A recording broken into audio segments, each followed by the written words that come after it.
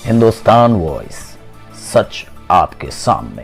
दोस्तों, आपने देखा होगा कि अभी दिल्ली में हाल ही में किस तरह से किसानों का एक बड़ा आंदोलन देखने को मिला, जिसमें ये तक आरोप लगाया गया किसानों के ऊपर कि किसानों के ही कुछ ऐसे व्यक्ति थे जो कि लाल किले पर जाकर के आंदोलन कर रहे थे और साथ ही उन्होंने अपना तिरंगा लहराया। लेकिन इसके बाद की जो पीछे की इसकी सच्चाई सामने आई है, उसे देखने के बाद आप भी यकीन नहीं कर पाएंगे। जी हाँ, आपको बता दें कि इसको लेकर के अभी रणविजय सिंह ने एक ट्वीट किया है और इन्होंने जो ट्वीट किया है उसे देखने के बाद हर कोई पूरी तरह से दंग है, क्योंकि गोदी मीडिया की सच्चाई इस ट्वीट के बाद से सामने आ गई है।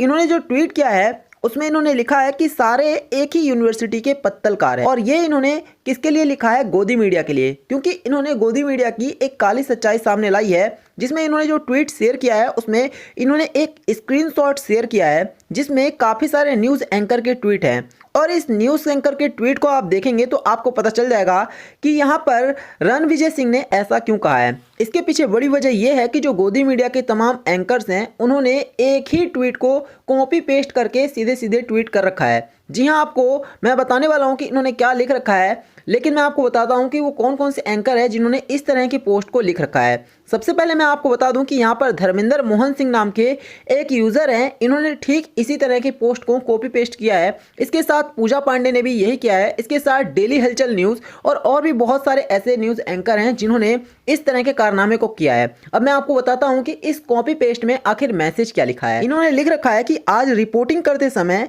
इन तथाकथित किसानों का जो तांडव देखा वो आपने पत्रकारिता करियर में कभी नहीं देखा। आज इन्होंने मुझ पर भी ट्रैक्टर चढ़ाने और तलवार से हमले की कोशिश की, अश्लील हरकतें और बदसलूकी की गई, माइक को छीनकर तोड़ने की कोशिश की गई। ये किसान संगठन है या फिर कोई और संगठन?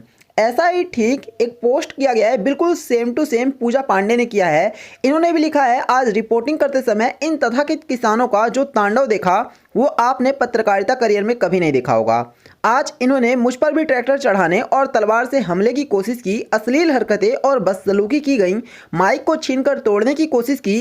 ये किसान संगठन है या कोई और संगठन? इसी तरह के तमाम रिपोर्टर ने पोस्ट किया। अब ऐसे में रणविजय सिंह ने जो कमेंट किया है उन्होंने लिखा है, सारे एक ही यूनिवर्सिटी के पत्तलकार हैं। और इसके जवाब में एक जेसी चौधरी है, इन्होंने भी एक कमेंट किया हुआ है, यहाँ पर रिप्लाई किया हुआ है। तो मैं आपको बताता हूँ इन्होंने क्या लिखा है। इन्होंने लिखा है, ये वही कंप्यूटर से बनाया लोग हैं जिसे इंग्लिश में बोट्स कहते हैं। ये नकली बोट्स आईटी सेल इस्तेमाल करती है, किसी को बदनाम करने जाने माने लोगों को टारगेट करते हैं। 200 लोगों की पर 2 रुपए ट्वीट के लोग कंप्यूटर्स में बैठ के नकली नाम से ट्वीट के जरिए टारगेट करते हैं। इसके बाद विनोद कापरी ने यहाँ पर एक ट्वीट किया है जिसके बारे में बताना आपको बहुत ज़रूरी है। इन्होंने लिखा है, क्या मोदी के साथ दीप सिद्धू की तस्वीर किसी भी एक चैनल ने एक बार भी दिखाई?